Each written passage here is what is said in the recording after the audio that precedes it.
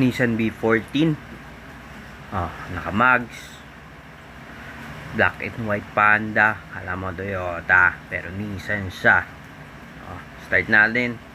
Wawa naman, 3 buwan hindi na start, hindi na check up, pero all goods pa din. Ang engine pala neto is DE Block VE head SR20. Mga Nissan boys, let's go.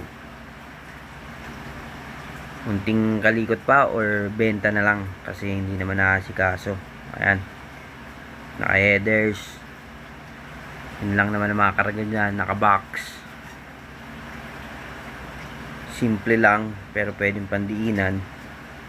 Bira gamitin kasi may isa pang sasakyan lagi naka motor, bagong hobby. Pero ayan, kahit pa paano sinisili pa rin. Pag trip nyo, nasa QC lang yan anytime. Hindi siya budget meal kasi makina pa lang.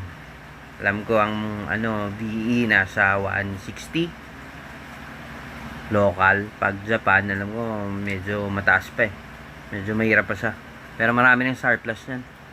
Dami ng naka Nissan na DE, DET, VE, VET.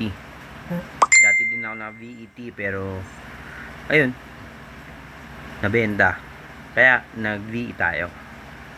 Kaso bira gamitin at busy sa trabaho.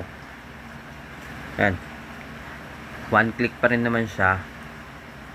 Tapos hindi na registered, 2 taon na.